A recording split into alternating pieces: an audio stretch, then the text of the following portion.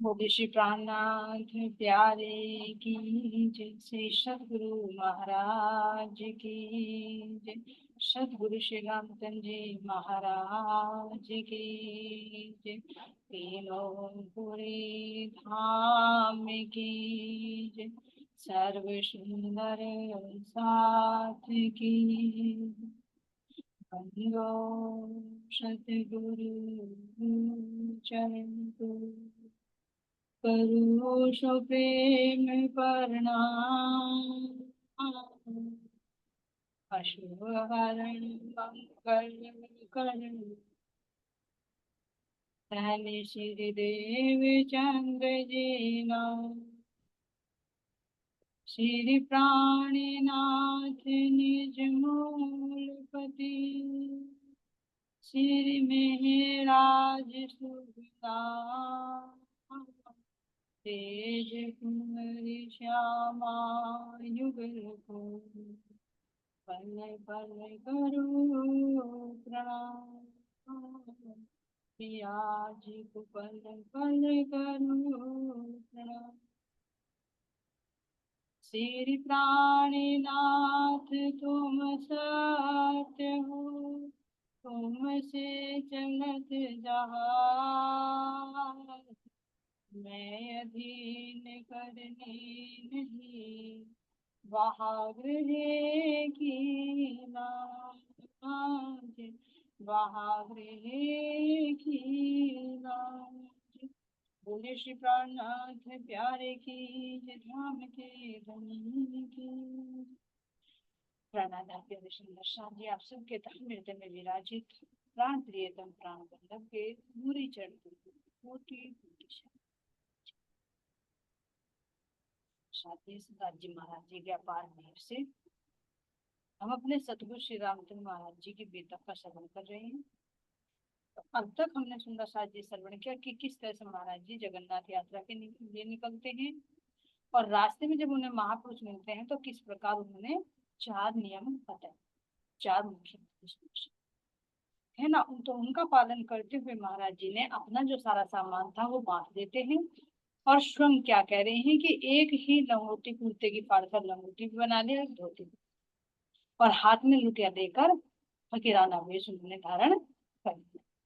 अब कैसे सुंदर साथ जी वाणी में भी आया कि काली कामरी रे मुंह को प्यारी लागे तो यानी काली कामरी के बारे में देखा कि कौन सी है काली कामरी, यानी जो ब्रह्म आत्मा के अंदर जो प्रेम है ना, जो सादगी है, वही काली कामरी जो सारे श्रृंगार को शोभा। अब आगे सुंदर साथ जी महाराज जी को कैसा अनुभव था वो बताइए। जब महात्मा जी के वचनों का उन्होंने पालन किया तो उनकी अवस्था पहले कैसी थी और फिर उनको बाद में कैसा अनुभव हो रहा है उसका वर्णन करते हुए महाराज जी बता रहे हैं। एक महात्मा के वचनों ने इतना हल्का किया हमें, जाने कितने हल्के होंगे और मिले यदि जीवन में। महाराज जी कह रहे हैं कि एक महात्मा के वचन हमें इतना हल्का, कितना हल्का कर दिया कि जो बाहर लधे लधे से फिरते थे, गृहस्थी से लगते थे, अब साधु से लगते, वैराग्य से। तो कह रहे हैं कि एक महात्मा के वचनों ने इतना मेरे अंदर बदलाव कर दिया, तो अगर ऐसे ही और महात्मा मिल जाएं और उनका ज्ञान मैं अपने जीवन में उतारता रहूं तो कितना हल्का हो जाए। तो ये तो सुंदर साथ जी महाराज जी बता रहे हैं भाषा, क्योंकि संत के वचन वास्तव में सतगुरु के वचनों को अगर फॉलो किया जाए तो वे तुरंत असर। ये वचन है जागृत तत्क्षण करे जागृत। वचन जो वचन है वाणी के क्या है, जागृत है और तत्क्षण रूह को जागृत कर देते हैं। लेकिन अगर रूह सिर पर ना ले तो क्या करे जो भाई कह रहे हैं। तो क्यों, क्योंकि महाराज जी को जब उन महात्मा ने ये वचन बताए तो उन्होंने तुरंत फॉलो किया, देरी नहीं की। तो तभी तो वे वचन कार्य करेंगे। तो ये तो बाहर से है, अगर अंदर से भी हमें सतगुरु कोई बात बताते हैं उस जितनी जल्दी हो सके उसको हम अगर अपने जीवन में अप्लाई करें तो इतनी ही जल्दी इतनी ही शीघ्रता से वो असर। अन्यथा सुनते सुनते तो पूरा जीवन निकाल दे। तो यहाँ प्रैक्टिकल में भी अगर हम डॉक्टर साहब के पास गए, हमें कोई बीमारी है, तो उसके ट्रीटमेंट के लिए अगर डॉक्टर मेडिसिन देता है तो वो खाएंगे तभी तो असर होगा, तभी तो हमारी बीमारी कटेगी। और उसका अगर लेकर फिरते रहे और कहते रहे कि मैंने दवाई ले ली, मैंने दवाई ले ली, तो क्या असर करेगी। इसी तरह से सतगुरु के वचन सुनो। जब तक हम इनको जीवन में अप्लाई नहीं करते तब तक ये कार्य करने वाले नहीं। लेकिन सतगुरु महाराज जी की दरगाह देखो, उन्होंने कुछ देरी नहीं की, थोड़ी देर चले उस महात्मा के पास से वही वचन लेकर, और तुरंत पेड़ के नीचे बैठे सड़क के किनारे, और अपनी सारी पोटली खोलकर सब बांट दिया हल्के हल्के। तो ये बाहर से भी सुंदर साजी और अंदर से भी कितने हल्के, क्योंकि जो जन्म जन्मांतर के हमारे अंदर ये पापों की गठरी बंधी हुई, गलत विचारों की जो गठरी हमारे अंतःकरणों में लगी हुई आ रही है, बोझ की हमारे लग रही है, तो सतगुरु के वचनों से ये कितनी हल्की हो जाती। बाहर का तो हल्का होना आसान है, लेकिन अंदर से हल्का होना। अब बाहर का असर अंदर पर भी पड़ते, इसको भी हम श्रवण करें। केवल ये नहीं कहेंगे कि बाहर बाहर से कोई असर नहीं पड़ेगा, बाहर से जब क्रिया करेंगे तो अंदर तक वो असर।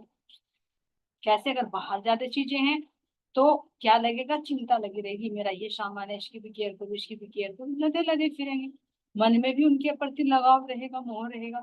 लेकिन अगर बाहर कुछ है ही नहीं तो अंदर वाला भी हल्का हल्का हो जाएगा। इसलिए भी यहाँ पर कह रही है, जाने कितने हल्के होंगे। तो अभी तो एक महात्मा के जो चार बातें उन्होंने बताई, उनको मैंने अपने जीवन में अप्लाई किया तो मैं कितना हल्का हल्का। और मगर और मुझे अगर ऐसे और महात्मा मिल जाए और उनके मुझे वचन मिल जाए, उन वचनों को मैं शिरोधार्य करूं तो मैं कितना हल्का हो जाऊं। ये देखिए, वास्तव में जीव जब सतगुरु के शरण में आता है तो जन्म जन्मांतर के जो कर्मों का बोझ से लदा हुआ होता है ना, ये सतगुरु महाराज जी सारी पौधों को इल्लत कटी बोझ ढोने से, लदे लदे से फिरते थे, अब साधु से भी लगते हैं, सब्र गृहस्थी से लगते थे। कह रहे कि अब ये इल्लत जो परेशानी थी ये भी कटी। जो भोजन में धोता रहता था, पोटली बांध रखी थी, छड़ी मेरे हाथ में थी, जूते थे, तो मैं पहले लदा लदा फिरता था, है ना। और अब क्या कह रहे हैं, अब मैं साधु सा लगता हूँ और जब गृहस्थी सा लगता था। तो गृहस्थी का स्वभाव होता है सामान को ज्यादा से ज्यादा इकट्ठा करना, लेकिन साधु का क्या होता है कि सब कुछ को त्याग करते करते अपने साधना के पथ पर चले। तो ऐसे सुंदर साथ जी महाराज जी हमें समझा रही है कि हमारे घर में भी अगर कोई चीज है, सब चीज है, लेकिन हम उसकी चिंता को अपने सिर पर धारण करके लदे लदे ना, उनके विचारों से, उनके मुंह से अपने आप को क्या कह रहे महाराज जी, निर्लेप। घर में ही रहिए, अंतर में कीजिए वास। महाराज जी ने बताया गृहस्थी में रहना, ये नहीं बताया कि तुमने सब कुछ छोड़ छाड़ कर और तुम बाहर निकल जाए। कसनी तो महाराज जी ने कर ली, और वो कसनी जो की उसमें से जो हीरे मोती मिले, वे सतगुरु महाराज जी ने हमें बीतक के रूप में हमारे हाथों में सौंप। ये अनमोल खजाना है समाज। तो कह रहे कि गृहस्थी में रहकर भी तुम रह सकते हो। कैसे रह सकते हो कि कोई भी चीज है तो उससे निर्लेप लो। बस ये देखे कि हाँ, मेरे धनी ने मुझे ये घर रहने के लिए दिया है, ये वस्त्र पहनने के लिए दिया है, खाने के लिए भोजन दिया है, ना जाने जिस दिन उसका हुक्म हो किस दिन में छोड़कर चल दूं। मैं पन्ना ना है, अहंकार ना है। तो इस तरह से हम घर गृहस्थी में रह कर भी लदे लदे नारे हल्का हल्के, और जब लदे लदे फिरते हैं तो वो ही घर में लड़ाई का भी कारण यही बनता है। जब हम हर चीज की जिम्मेदारी, मेरा ये कर दिया, मेरा वो कर दिया, बहू ने ये कर दिया, सास ने ये कर दिया, ननद ने ये कर दिया, मेरा तो ऐसा होना था, वो होना था, वो सारी जिम्मेदारियों का बोझ सिर पर लेती है। मेरी मेरी कर दूनी जाता है, बोझ ब्रह्मांड सिर ले, पाव पलक का नहीं भरोसा, तो भी सिर सजन। हाँ, बल का भी भरोसा नहीं। अगर यही रहे कि हाँ मेरे धनी ने मुझे दिया है, जब तक उसका मैं उपभोग कर रही हूँ उनका, नहीं तो उनका है, उनको देकर फिर चल दूंगी मैं। तो इस तरह से अंदर से हल्के रहे। बाहर से वो क्या ना, राजा जनक की तरह विदेही हो गए थे, सारी चीज होते होते भी उस अवस्था तक नहीं पहुंचे सुंदर साथ जी, लेकिन सतगुरु महाराज जी का दिया हुआ 1% तो ले सकते हैं ना। अंदर में इस संसार को, अंदर में इन व्यक्तियों को ना रखें। और अगर अंदर में ये घर करेंगे तो समझ लेना फिर हम कहाँ जाएंगे, इन्हीं में ही। अगर किसी भी चीज में मोह रह गया ना सुंदर साथ जी, चाहे तुम्हारे वस्त्र हो, चाहे हमारी ज्वेलरी हो, चाहे हमारे बच्चे हो, चाहे हमारे कोई फ्रेंड है, कोई हमारे रिश्तेदार, किसी में भी अगर वृत्ति रही ना, तो फिर ना जाना मुश्किल है। इसलिए कह रहे कि तुम्हारे ऊपर तो, महाराज जी के ऊपर तो इतना बोझ नहीं था, फिर भी एक पोटली उन्होंने घर और जो अंदर के विकार थे वो तो पहले ही जला दिए थे। मोह भी त्याग, कितना बड़ा बड़ा त्याग कर दिया था कि खाने का लालच नहीं था, किसी सुख सुविधाओं के लालच नहीं था। उन्होंने तो अंदर की गठरी तो खोल रखी थी, ये तो एक बाहर की गठरी थी जो थोड़ी बंधी हुई थी। लेकिन महाराज जी कह रहे हैं कि जो हम गृहस्थी हैं तो हमारे ऊपर तो कितनी गठरी बंधी हुई है, पिछले जन्मों के संस्कार की भी गठरियां, पाप कर्मों की भी गठरियां बंधी आ रही हैं। और फिर जो लगाव, जो बातें हमने चित्त में धारण कर रखी है, वो कितनी गठरी बंधी हुई है, कितना बोझ से हम लदे फिर रहे हैं। तो महाराज जी कह रहे हैं अगर तुम इन वचनों का पालन करोगे तो तुम बहुत हल्के हल्के, और हल्की चीज जल्दी ऊपर नहीं। तो जब यहाँ से हल्के हो जाएंगे तो फिर सूरता को ऊपर चढ़ने में देर नहीं लगेगी। और जब तक अगर जीव इसी के बोझ में लदा हुआ है तो सूरता की वृत्ति भी बार बार बार बार इसी की तरफ को खींचती, क्योंकि ओवरलोडिंग होने पर कोई भी चीज ऊपर जाने में बहुत बल लगा, हल्की चीज जल्दी, भारी चीज नीचे। तो हमें भारी होना है या हल्का, ये हल्का होने का तरीका। जितना भी संग्रह हो पल्ले, मोह सभी में रहता है।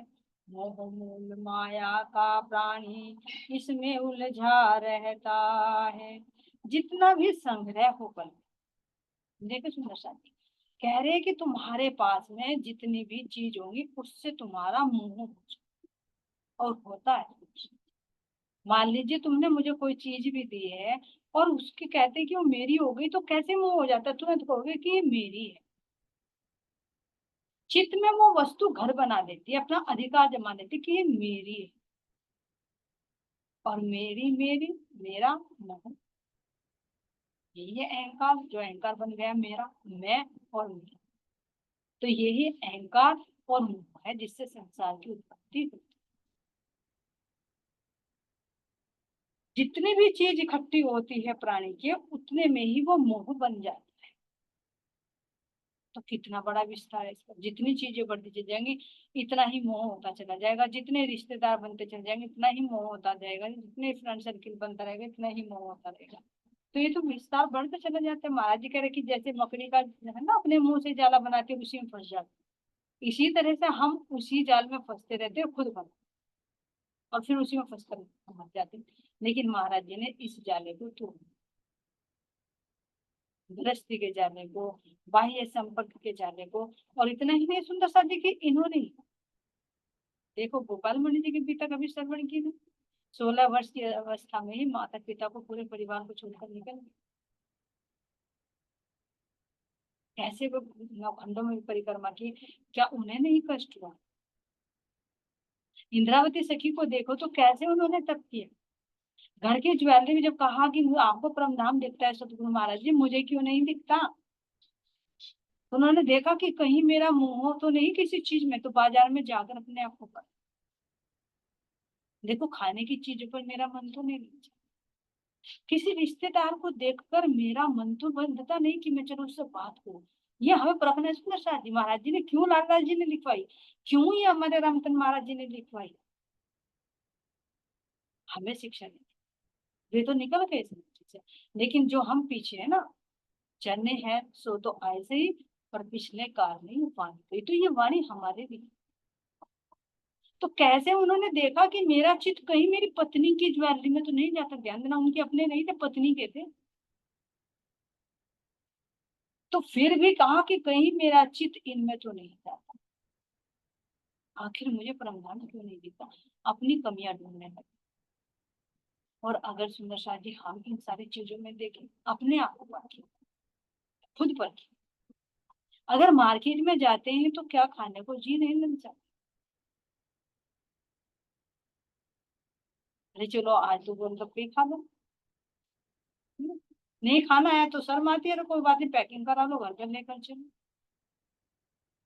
देखिए सुंदर साथी, हम कितने पदचिन्हों पर चले, अपना आत्मनिरीक्षण, आप अपने आप को देखो या अपने ही मन को देखो, क्योंकि मन जब तक नियंत्रण में नहीं होगा तो ऊपर को, कब एक मजबूरी है तो बात दूसरी, लेकिन अगर तुम्हारे आत्मा में पैसा है, सब सुविधाएं हैं, लेकिन फिर भी तुम अपने आप पर कंट्रोल करते हो, तो देखना यहाँ तक की सुंदर शादी, जब किसी चीज में हमें पता होता है कि इसमें नॉनवेज है तो भी हम उसको आंख मीच कर खाते हैं।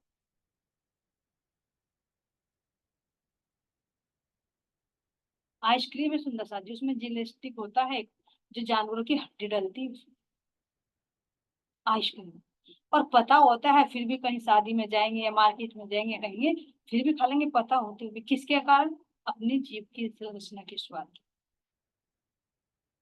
क्योंकि इनका तो व्यापार है, ये तो अच्छी बुरी चीज अपनी चीज को स्वादिष्ट बनाने के लिए, उनकी लाइफ टाइम बढ़ाने के लिए वो तो मिलाएंगे कुछ ना कुछ, और कह रहे कि हम भक्ति के मार्ग पर चल रहे हैं। तो ये देखे सुंदर साथ जी, हमारा मन कितना नीचा, और सोचते हैं कि हमें परम धाम मिल जाए, हमें सतगुरु दिख जाए। तो महाराज जी कह रहे पहले अपनी वजूद तो देखो कितनी पात्रता है। तो इंद्रावती जी ने करके दिखाई है, देखो कह रहे महाराज जी की सूखे गेहूं है ऐसे ही फाँक लिए, चने खा खा कर पानी पी पी कर बिता, वस्त्रों में देखे महाराज जी ने कहा उसमें भी बरती जाती है, और रिश्तेदारों में तो ये देखे कि अगर नहीं भी होगा तो महाराज जी तो कह रहे कि मुझे मिल जाते, तो पहले तो मोबाइल वगैरह नहीं थे इतने, भाई चलो बात कर ली, पत्राचार होता था, लेकिन जहां कहीं दिख जाते तो बाजार से मुंह फेर लेते थे, कहीं मेरी चित्रवृत्ति इतनी देर के लिए भी भंग ना हो जाए। और हम क्या करते हैं, अरे उसकी कॉल नहीं आई, चलो आज कॉल मिला, कॉल में नहीं, अरे वीडियो कॉल करते, फेस टू फेस बात। तो ये देखे सुंदर शाह जी, हमारी वृत्ति अगर सत्संग से संबंधित बात हो रही तो वो तो अच्छा है, धनी की चर्चा हो रही है ना, अपने आत्मा कल्याण के लिए मार्ग पर चले, उसमें कोई विरोध नहीं। लेकिन ये जो हम एक्स्ट्रा बातें करते हैं इधर उधर, जहां से हमें पता है कि संसार की बातों के अलावा कुछ और नहीं मिले, तो वे तो अपनी बात सुना देते, चालाकी देखो, तुम जीव से बात करो जो संसार की ही बातें करे, वो तुम्हारी ना करते करते भी 15 मिनट ले जाएगा, और अगर तुम उसको 5 मिनट भी तुम अपनी सुना के देखो, नहीं सुन, इतना बेशर्म है, तुरंत तुम्हारे मुंह पर कह देगा, अरे भाई तू बंद कर इसे अपने टोपी को, तू मेरी बात सुन, देख मेरे पड़ोस में क्या हो, तेरी राम कथा तो सत्संग तो सबने सुना, वो अपनी बात सुना देगा, लेकिन हम अपनी बात नहीं, फिर हम अपना टाइम क्यों देंगे, काम की बात करें बात कर। तो ये इंद्रावती सखी कह रही कि देखो मैंने कैसे किया, और इतनी कसनी करने के बावजूद भी सुंदर साथी महाराज जी को हुआ था, आत्मा का अनुभव हुआ था, प्रणाम की झलक नजर आ गई थी, जब इतनी कसनी की थी 300 साल, विक्रम संवत 1703 तक 3 साल की कसनी थी, कोई 1-2 दिन की नहीं, 3 महीने की नहीं, 3 साल की। ज्वेलरी को देखो महाराज जी ने पत्नी के भी, लेकिन हम और सोचते हैं कि दूसरी, अपनी अगर देवरानी जेठानी या सास है तो उसके भी अड़प ले, नजर रहेगी कब वो मरे, और कब मैं ये ले लूंगी, छोटी बहू ये ले लेगी, देवरानी ये ले लेगी, जेठानी ये ले लेगी, मैं पहले ही प्लानिंग कर लेते हैं मरने से। तो हमारी चित्तवृत्ति में कितनी चीजें, और खान पीन में देखे तो सतगुरु महाराज जी ने भी जीत लिया रसना को, और इंद्रावती जी ने कहा कि 1 पैसे भरा अनाज पर, कि मुझे मेरी आत्मा का आहार मिले, भले ही तन को कसौटी पर। तो ये सुंदर साथ जी कह रही हैं कि इन चीजों से हम अपने आप को देखें कि जिस राह पर सतगुरु चले, उसमें से क्या हम 1% भी चल पा रहे हैं या नहीं? ये बातें परम ध्यान में होंगी, क्योंकि हमारी इंद्रावती सखी, हमारी सिरमौर जो की सिद्धार्थ सखी रतन बाई जी कहेगी, मैंने तो करके दिखाया था, कहा कहा नहीं था, करके दिखाया था, बताया भी था, तुम्हें सुन भी गए थे, समझ भी गए थे, लेकिन फिर भी नहीं छूट पा रहे और फिर कह रहे कि हमें तो नहीं दिखने देता, हमें तो सतगुरु नहीं नजर आते। सतगुरु की कमी नहीं सुंदर सा जी, वास्तव में हमारी अपनी ही जीव की कमी। इसके लिए तो संघर्ष करना पड़ेगा, संसार से अलग तो थोड़ा हटना पड़ेगा, तो तभी हम इस पथ पर चल सकते हैं, तभी हम हल्के हल्के हो सकते हैं। अन्यथा ये कहा ना कि ये प्रकृति, जो कहा ना कल चेतना रूपी पुरुष इस प्रकृति के चक्कर में पड़ा रहे, इस स्त्री के दिए हुई दूध दही घी खांड सब खा रहा है ये, तो फिर ये कैसे चले परमात्मा की तरफ? क्योंकि इसको तो स्वाद मिल रहा है इन इंद्रियों के माध्यम से। तो यहाँ पर सुंदर साथ जी कह रहे हैं, महाराज जी बता रहे हैं कि मोह मूल माया का, जो प्राणी माया का है उसका मूल ही मोह है, क्योंकि मोह तत्व से ही इस संसार की उत्पत्ति हुई है। फिर उससे अंदर से अहंकार प्रकट होता है और जीव इसी में उलझा रहता है सारी जिंदगी बीत, सारी जिंदगी बीत जाती है, लेकिन वो अपना कल्याण नहीं करता। और दुर्भाग्य देखो सुंदर सा, अगर के कोई जीव तो ऐसा है कि दिन रात दुखों की अग्नि में जल रहा है, अगर उसको सही रास्ता भी बताए, अरे भाई तू सतगुरु से जुड़, है ना, ज्ञान ले, थोड़ा से विकार दूर होंगे, तो सीधे ही क्या जवाब देते हैं, हमारे बस की नहीं, उल्टा सीधा हो, ये मत्था टेकना गुरु के चरणों में, उल्टा सीधा होना। सुंदर साथ जी वास्तव में ये उल्टा सीधा होना नहीं, उल्टा सीधा तो हम इस 84 लाख योनियों के चक्कर में हो रहे, जब गर्भ में 9 9 महीने तक, 12 12 महीने तक उल्टा लटका होने पर, यहाँ 3 गुणों के भंवरों में गठछल्ले खाते हैं, ये है उल्टा सीधा होना। सतगुरु के चरणों में शीश झुकाना उल्टा सीधा होना नहीं है। लेकिन क्या करे, महाराज जी कह रहे कोई अपना बुरा नहीं चाहता, लेकिन उनके कर्म ही उनको मारा। जो सत्य चीज होती है वो उनको मिथ्या नजर आती है, उसकी हंसी उड़ाते हैं, उसको महत्व भी नहीं देते, और जो संसार के दुख भोगते रहते हैं उसमें रोते रहेंगे, बिलखते रहेंगे, फिर उसी दलदल में फंसते। ये जीवों की गति है। तो महाराज जी कह रहे हैं कि पूरा प्राणी इसी में फंसा रहता है। मुक्ता भला महात्मा जी ने दिया है इनके आभारी, साथ साथ वस्त्रों के बांटी अपनी ममता भी सारी। नुक्ता भला दिया महात्मा, है ना, ये चाबी देती एक, बहुत तरह से कहते किसी चीज का एक मूल देती, नुक्ता देती कि उनके हम आभार। ये देखिए सुनो सर, कितने आभारी हैं हम। यानी किसी भी व्यक्ति से, धाम धनी की मेहर से हमें कोई भी शिक्षा मिले, कोई भी राह पर मिले, तो कुछ नशा जी वास्तव में उनका आभारी होना। ये नहीं होना चाहिए कि भाई मेरे पास तो बहुत बल है, मेरे पास तो बहुत बुद्धि है, और मैंने तो खुद वाणी पढ़कर ये समझा है। नहीं हो सकता सुंदर साथ जी, बिना सतगुरु की कृपा के नहीं हो सकता। सतगुरु है, सतगुरु रामचंद्र महाराज जी, हमारे रतन भाई, हमारे सुंदर भाई, इंद्रावती सखी है। भले ही अब उनका लौकिक तन नहीं है, लेकिन नूरी तन से तो वे है। तो उस नूरी तन से जिस सुंदर साथ के अंदर बैठकर वो हमें दे रहे हैं सुंदर साथ जी, तन कोई सा भी हो, स्त्री का हो, पुरुष का हो, बूढ़ा हो, बालक हो, कोई भी हो, जिससे हमें मिला सुंदर साथ जी, वास्तव में उनके चरणों में हमें नतमस्तक रहना चाहिए, क्योंकि जो भी मिलता है उनकी कृपा से।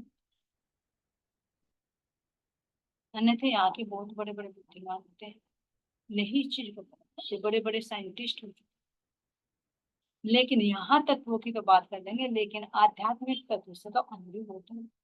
तो आध्यात्मिक शिक्षा केवल सदगुरु से ही मिल सकती है। तो ये विचार करें, जब हमारी यहाँ की छोटी सी बुद्धि यहाँ की एक छोटी सी चीज का भी मेंशन नहीं कर सकती, जो आसपास में चीज होती है, तो सुंदर साथ जी परमात्मा की खोज कैसे कर सकती है, उसके बारे में कैसे जान सकती है? नहीं जान सकती।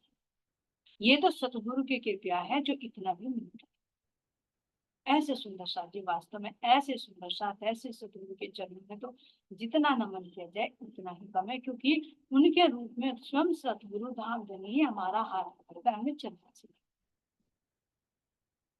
भले ही तन से साथ हो ना हो, लेकिन अंदर में उन्हीं का ही नूर किया करता है। तो उनके हम आभारी, साथ साथ वस्त्रों के बाटे अपनी ममता सारी। देखो दिखाते हैं कि जो हमने सारी वस्तुएं बांटी, तो उनके साथ साथ में वो ममता भी बट गई। जो उन वस्तुओं से जो पोटली बांधकर जल रहे थे, तो उससे ममता जुड़ी हुई थी, भाई ये मेरा है, ये मेरा, उसने दिया मेरा हो गया ना। तो महाराज जी ने कहा बांट इनको। तो जैसे वो बट गई, ऐसे ऐसे मेरी ममता भी बट गई, तो अंदर से हल्के हो गए ना, हो गए ना अंदर से हल्के। तो ये देखिए, ऐसा है सुंदर सा, ऐसे बहुत सुंदर सा ये हमारी मानिक बाई जी भी है। घर के किसी चीज से कोई वो नहीं है। अरे जो है इतना भी नहीं है हमारी सुश्री बड़ी बाई जी को तो, कहीं गई है अगर सत्संग में, ये भी नहीं रहेगा अरे मैंने किसकी चप्पल पहन ली, जिसकी देखी उसकी, अपनी अच्छी अच्छे 1000 की 500 की, अरे 500 की छोड़ दो, 50 की पहन कर चलते। किसी का कुछ भी चीज चली गई तो चली गई भाई, है ना। तो ऐसे सुंदर शादी वास्तव में धन्य है ऐसी ब्रह्मात्मा, हम भी धन्य हो गए ऐसी ब्रह्मात्माओं का संपर्क।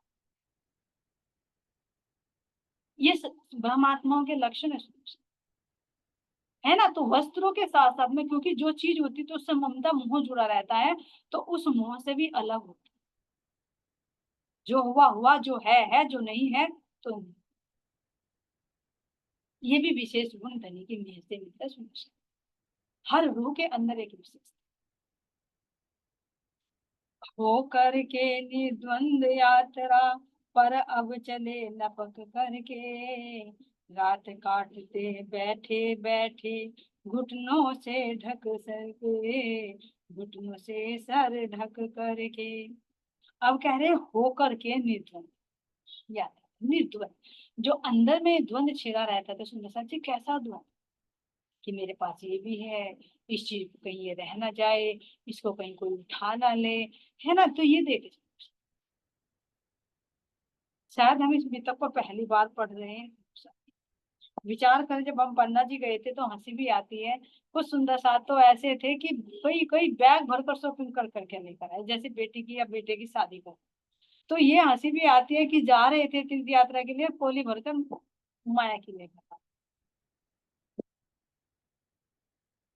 चाहे चलने में परेशानी हो, कुछ भी परेशानी हो, चाहे गिर भी जाए, लेकिन माया को नहीं छोड़नी। ये होता सोच। कहीं भी जाओ देखो तुम, अगर शेरपुर भी जाओ, आश्रम में जाओ, अब तो बहुत बाहर का हो गया, क्योंकि पहले तो क्या था, वाणी चर्चा होती थी। लेकिन अब भाई व्यापारिक लोग हो गए, सब सुविधाएं होगी वाहन की, तो जाकर वहां मेला भी लगाते हैं। तो अधिकतर चीजें देखो, कई जगह देखा है जहाँ अगर भजन कीर्तन भी होता है, वहां पर थोड़ी सी एक दो दुकानें लग जाती हैं। तो देखो वो जो चर्चा चलती है, भजन कीर्तन चलता है, उसमें चाहे कुछ ले या ना ले, लेकिन शॉपिंग करके जाओ भाई, एक कोई ना कोई और हो तो कंगन तो ले ही ले, अरे गले का एक सेट तो ले ही ले। अरे भाई विचार तो करे, मान लीजिए हम वहां जा रहे हैं तो क्या करने के जा रहे हैं, वो चीज तुम वहां से लेकर जा रहे हो, वो तो तुम्हें मार्केट में यहाँ पर भी मिल सकती है।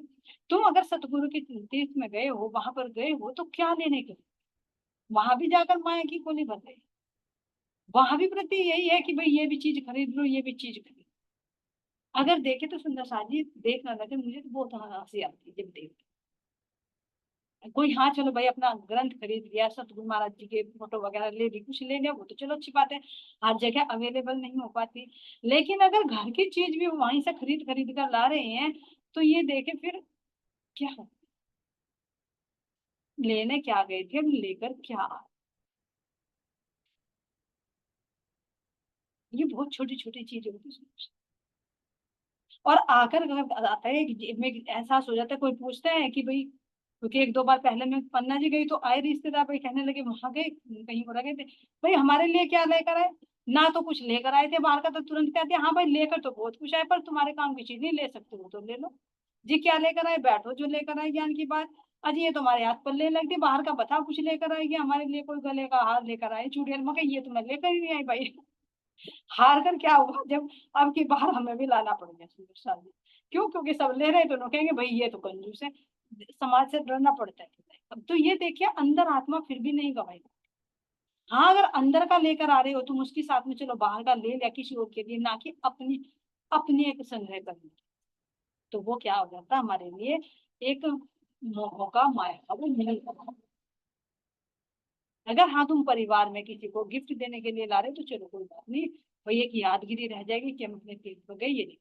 लेकिन एक विशेष संग्रह जो हम विशेष तौर से अपने लिए लेकर आए, तो ये नहीं होना चाहिए सुंदर साहब जी। विचार करें कि हम वहां अंदर का लेने गए थे या बाहर का। कहीं ऐसा तो नहीं हो रहा कि हम अंदर से तो खाली आ रही है, खाली हाथ आ रही है ना, और बाहर का हम भर कर ला रहे हैं। देखो विदायगी क्या दी थी महात्मा जी ने, ये 4 वचन ही तो दिए थे सतगुरु महाराज जी को, तो कितना हल्का हल्का कर दिया।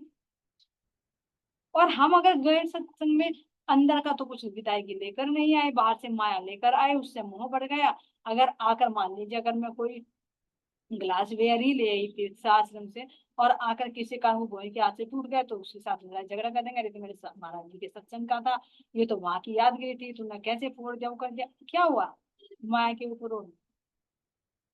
और टूटने वाली चीज तो टूटेगी एक नहीं।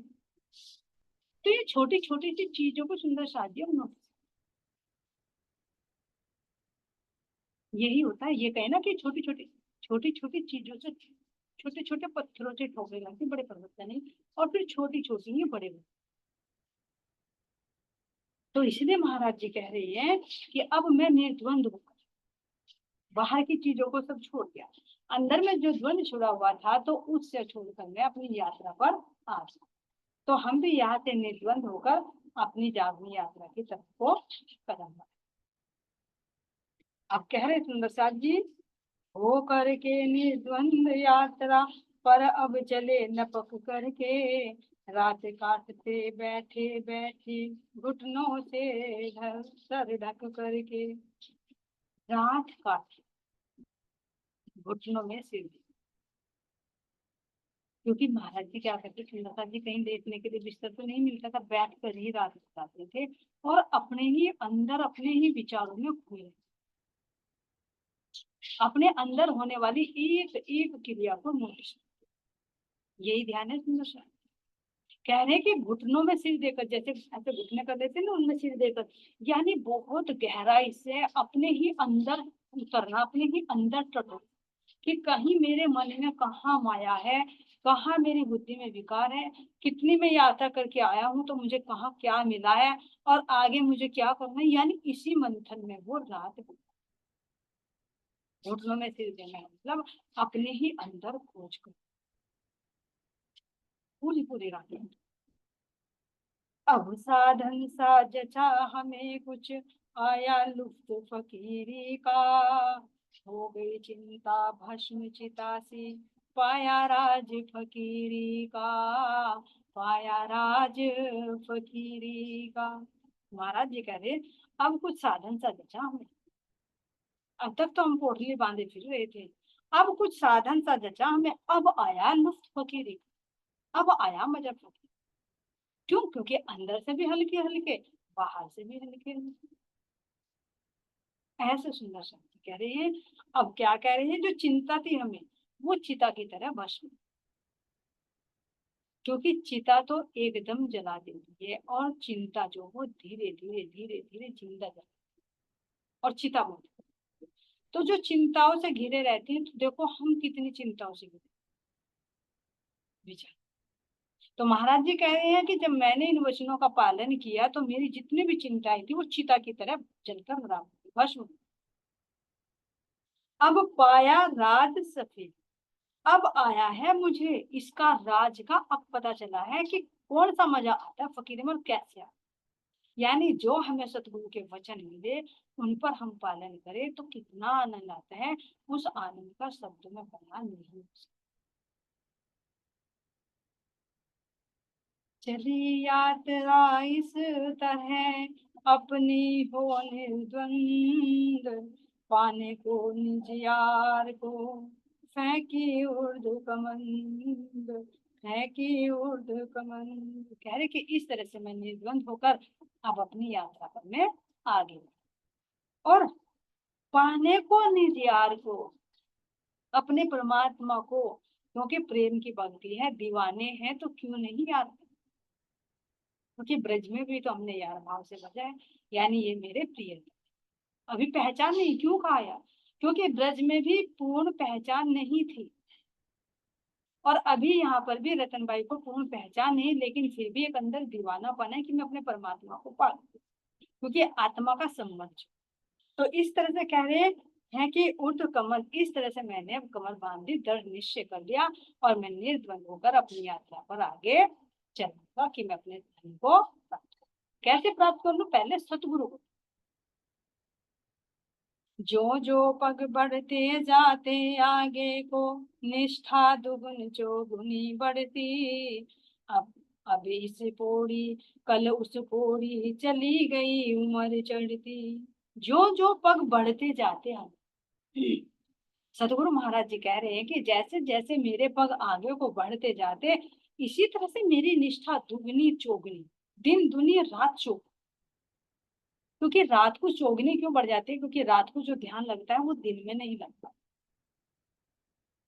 तो इसीलिए तो कहते हैं कि भक्ति दिन दुनिया रात चौगनी बढ़ जाए। तो जैसे जैसे महाराज जी कदम बढ़ाते गए, ऐसे ऐसे मेरी दिन दुनिया रात चौगनी मेरी ये बढ़ती चली गई निष्ठा। और अब इस पौड़ी कल इस पौड़ी, आज मैं इस सीढ़ी पर हूँ, कल इस सीढ़ी पर।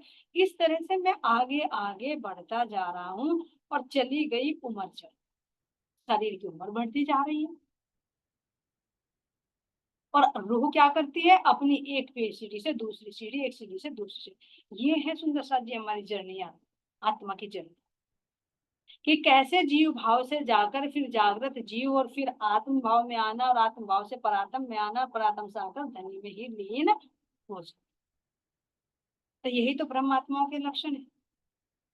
नई नई सीढ़ी चढ़े, नई नई करे विचार, नई नई चढ़नी चढ़े, नए नए कदम पर कदम, चरण पर चरण बढ़ते चले जाते हैं लोग।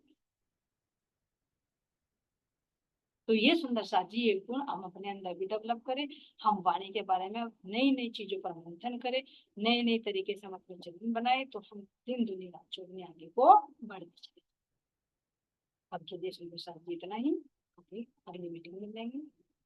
बोले श्री प्राणनाथ प्यारे की जय, सतगुरु महाराज की जय, सतगुरु श्री रामचंद्र जी महाराज की, श्री पन्नाथ धाम की। प्रणाम। सभी सुंदर साथ के चरणों में कोटि कोटि